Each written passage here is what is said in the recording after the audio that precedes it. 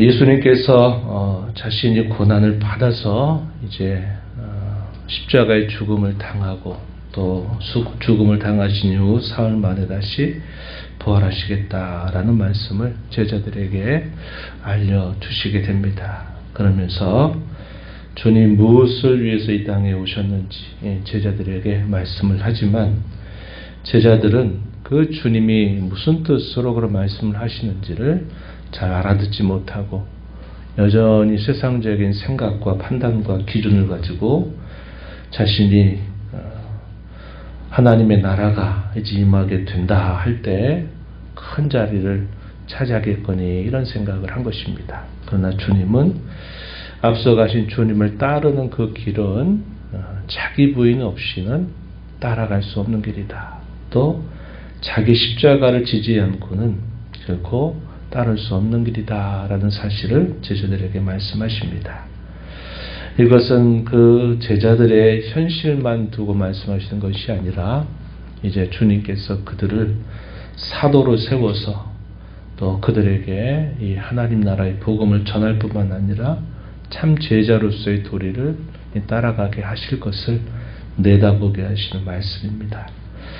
이런 말씀도 미래에 속한 일이 되겠지만 또 예수님께서 각 마을에 주님이 혼자 제자들을 다 데리고 가시는 것이 아니라 오늘 우리가 읽은 말씀처럼 많은 사람들을 불러 모아서 2명씩 주님이 가고자 하시는 곳곳에 마치 전도대를 파송을 해서 그곳에 하나님 나라의 복음을 전하게 하시는 이 일들도 단순히 그 현실만 아니라 그들이 장차 해야 될 일들에 대한 분명한 사실들을 보여주시기 위해서 예수님이 이러한 훈련들을 몇 차례 그들에게 하게 하신 것을 알 수 있습니다. 오늘 우리가 읽은 말씀 1절부터 20절까지의 내용에서는 이번에는 더 많은 사람들을 모으셨습니다. 70명을 따로 구별해서 세우셨어요.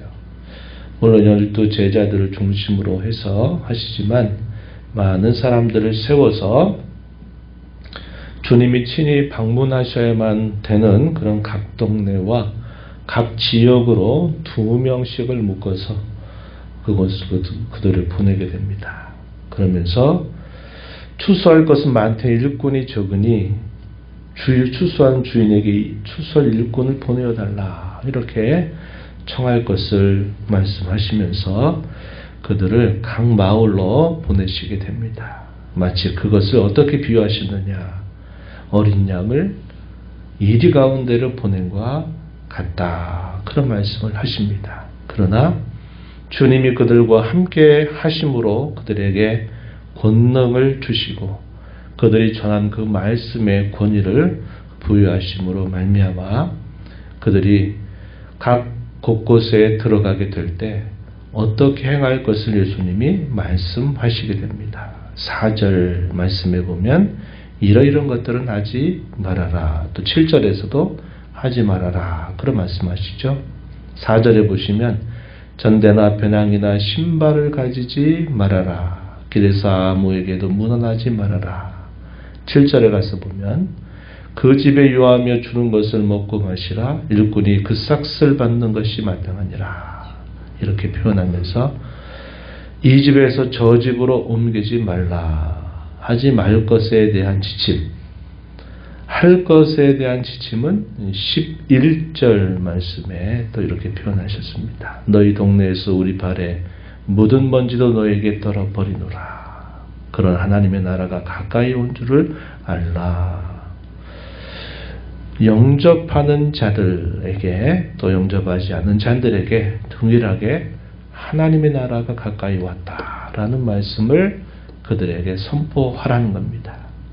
이 가까이 왔다라고 하는 말의 의미는 먼 미래에 온다라는 말이 아니라 바로 그들의 코앞에 왔다 한 겁니다. 하나님 나라를 전하는 사신들이 바로 그들 앞에 왔다. 그래서 그들로 하여금 하나님의 나라가 가까이 왔으니 회개하고 믿을 것을 그들에게 촉구하라 하는 뜻으로 말씀을 하시게 됩니다. 또 그러시면서 회개치 않는 마을들, 그 마을들에 대하여 예수님께서 경고의 말씀을 더하시게 됩니다. 저주로 하시게 되는데 13절부터 16절에 소개가 됩니다. 고라신이나 베스데나 가버나움 같은 경우에 예수님께서 많은 권능을 이들에게 행하시고 하나님 나라의 복음을 전하신 곳이었음에도 불구하고 그들이 이 하나님의 나라의 복음에 대해서 상당히 반대하고 불신하는 그런 태도들에 대해서 저주가 있을 것이다 라는 말씀을 하시게 됩니다. 화 있을진저 고라시나 화 있을진저 벳세다야 이렇게 말합니다. 너희에게 행한 모든 권능을 만약에 두로와 시돈에게 행하였더라면 그들은 이미도 베옷을 입고 제에 앉아서 회개하였을 것이다. 이렇게 말씀하십니다. 가버나움 같은 경우에도 또 말씀하시죠. 15절에 가버나움아 내가 하늘에까지 높아지겠느냐 음부에까지 낮아질 것이다. 이렇게 말씀을 하셨어요. 많은 권능을 행하시고 많은 말씀을 가르치고 전하셨음에도 불구하고 믿지 않는 자들에 대한 그런 심판이 선언되는 말씀이고 이 두로와 시돈 같은 경우에는 우리가 아는 대로 다윗과 솔로몬이 이 성을 지을 때 많은 도움을 주었던 나라입니다. 그리고 또 한편으로 그곳은 아합왕이 이세벨을 취하고 바알까지 취하여 섬기다가 또 여호와의 징벌을 받았던 것이기도 합니다. 이방 사람들은 그 하나님의 두려움을 나타내게 되고 권능을 나타내게 될 때 그걸 두려워할 줄 안다는 거죠.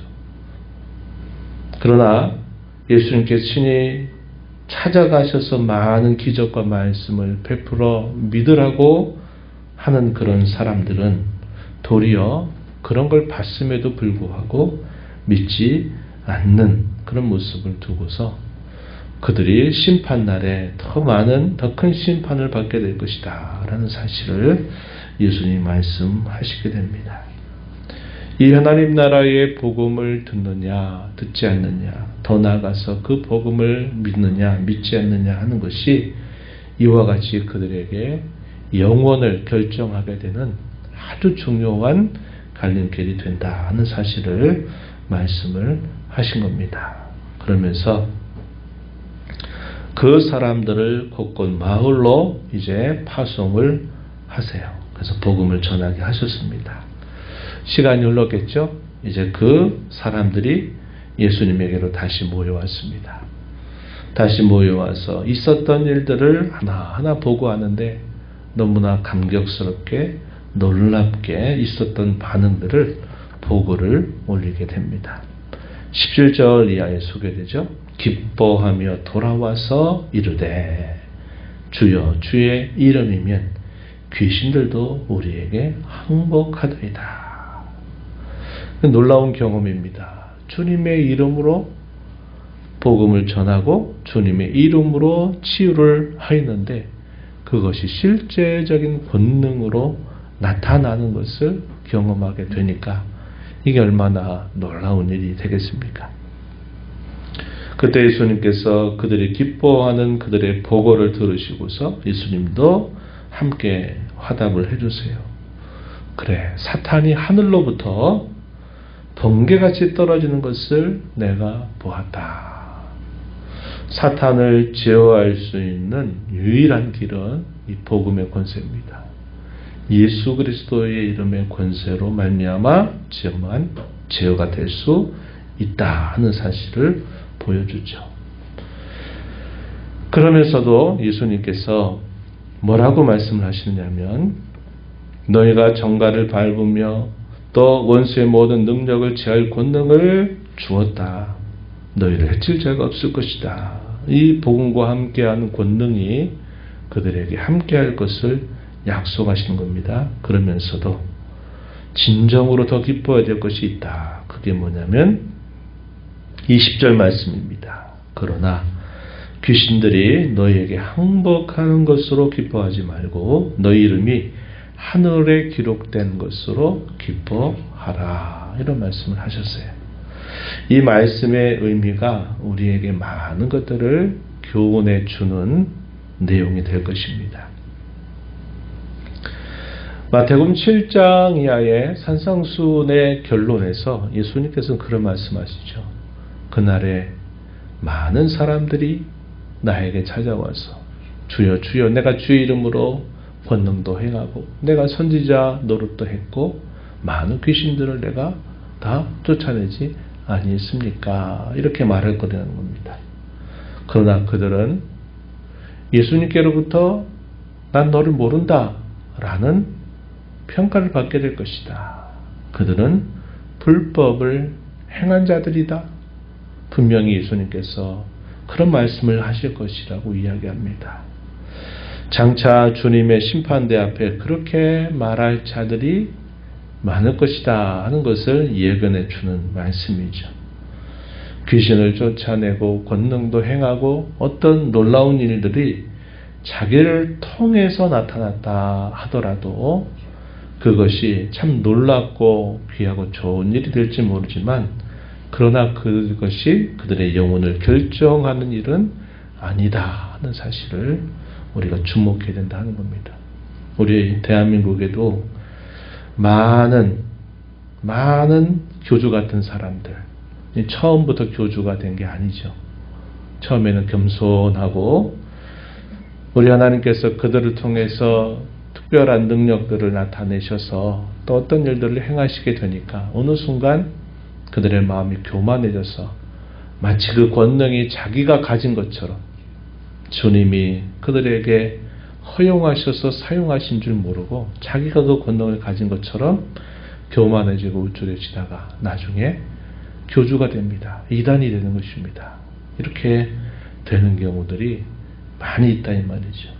그래서 예수님은 귀신들이 너희에게 항복하는 것보다 더 너희가 진정 기뻐야 될 것이 있는데 그것이고 너희의 이름이 하늘에 기록된 것이다 하는 겁니다. 다시 말해서 구원을 받는 것을 너희가 무엇보다도 기뻐하도록 하여라 하는 말씀을 예수님이 하시게 되는 것이죠.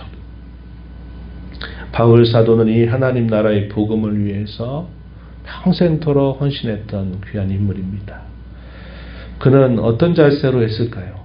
자기는 어떻게 하든지 무엇을 하든지 어떤 처지와 형편에 있든지 간에 자기를 통해서 자기에게 있는 사람이 이 복음을 듣고 믿고 구원받기를 그토록 애썼던 인물이다 하는 겁니다.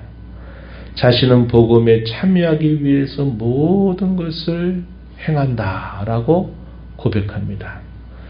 고린도전서 9장 23절 그렇게 말해요. 그러면서도 그 고린도 9장 마지막 절 33절에서 27절 말씀에서 뭐라고 이야기하냐면 내가 복음을 전파한 후에 혹여나 내가 버림을 받을까 나를 쳐서 복종하게 한다라는 말을 하는 겁니다. 복음을 전해서 자신을 통해서 신기한 능력을 나타내고 심지어 자기의 행실을 통해서 혹은 전파되는 말씀을 통해서 영혼들이 구원받고 새 삶을 살아가게 되는 것 가장 귀하고 존귀한 일이 맞지만 자신이 도구로만 사용되고 나중에 버림을 받을까 두려워하여서 항상 자기 자신을 쳐서 복종하게 한다 이렇게 말한 것입니다. 우리 소위 일본말로 아시바라는 말 쓰잖아요. 건축 현장에서 건물을 짓기 전에 공사하기 위해서 보조대를 세우게 되죠. 이 비계라고 합니다. 비계. 이 보조대를 세워가지고 집을 짓기까지 계속 그것을 사용해서 열심히 그걸 사용해서 집을 짓게 됩니다. 그러나 건물이 완공이 되면 그것들은 제거해야만 돼요. 그 제거되지 않으면 건물이 완공되지를 못하는 것입니다. 아시바 혹은 비계처럼 사용은 되지만 나중에는 결국은 필요 없게 되는 그런 모습이 되지 않도록 항상 바울 사도 자신은 자신을 주의하였다라는 것을 말해주고 있다는 것입니다. 우리가 참으로 가장 기뻐해야 될 그 즐거움은 우리가 하나님 나라에 우리의 이름이 기록된 것이다. 구원받는 그 기쁨보다 더 큰 기쁨은 없어야 된다 하는 것을 예수님이 우리에게 잘 가르쳐 주셨습니다. 이러한 복을 받은 자들에 대해서 좀 더 설명해 주시기를 뭐라고 말씀하시냐면, 이 하나님 나라의 이 복음, 이 은혜는 지혜롭고 슬기 있다 여기는 자들에게는 숨겨주신다. 그러나 어린아이들에게는 나타내신다라고 예수님께서 말씀을 하시는 겁니다. 그래서 이 하나님 나라의 은혜에 참여하는 자들은 아버지와 아들의 계시를 받은 자가 그리고 이 나라에 참여하게 된다. 이것은 세상의 지혜와 세상의 학식에 의해서 결정되는 것이 아니라 영적인 총명과 분별력이 있어야만 되고, 궁극적으로는 하나님의 은혜가 있어야만 이러한 일에 참여하게 된다 하는 사실을 예수님께서 말씀해 주신 것입니다. 우리가 앞서 살펴봤던 고라시나 베세나 가버나움, 예수님이 말씀도 많이 가르쳐 주셨고 기적도 많이 행해 주셨지만 그들에게는 이런 영적인 총명과 분별력이 없었다 하는 것을 우리가 보게 되는 것입니다.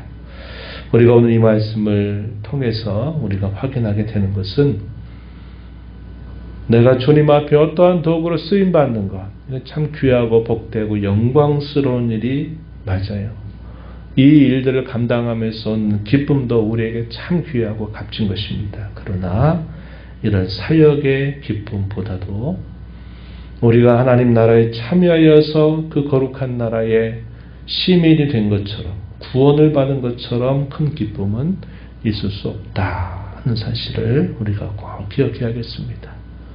비게나 아시바 같은 인물들이 되지 않도록 늘 그 은혜 안에서 우리가 살아가도록 힘써야 되겠다 하는 것이고, 늘 하나님 안에서 혹은 주님 안에서 사는 그 기쁨, 그의 말씀을 듣는 그 기쁨보다 더 큰 것이 없다 하는 사실들을 우리가 기억하면서 저와 여러분에게 베풀으신 그 은혜를 따라서 이 하나님 나라의 복음을 전하고 증인으로 살 뿐만 아니라 그 나라에 참여하는 자들이 되도록 늘 힘써 나가는 우리 모두가 되기를 진심으로 바랍니다. 하나님 아버지 감사합니다. 이 새벽 시간 저희들을 깨워주셔서 오늘도 생명 주신 아버지 앞에 나와 찬양드리며 저에게 주시는 말씀에 귀를 기울여 듣게 하심을 감사합니다. 주의 말씀에 권위가 있고 주의 말씀에 권능이 있음에도 불구하고 많은 사람들이 그것을 보기도 하고 경험하기도 하였지만 여전히 그 하나님 나라의 복음을 믿고 구원받아 그 나라를 살게 되는 사람들은 많지 않았던 것을 보게 됩니다. 제자들이 예수님의 말씀을 받아서 복음을 전하며 신기하고 놀라운 일들이 자신들을 통해서 나타났을 때 참 기쁘고 즐거운 모습을 예수님께서 함께 기뻐하시면서도 사단이 너희의 말을 듣고 지어대는 것보다 너의 이름이 하나님 나라의 생명책에 기록된 것으로 인하여 더 기뻐하도록 하라 하시는 말씀을 주셨습니다.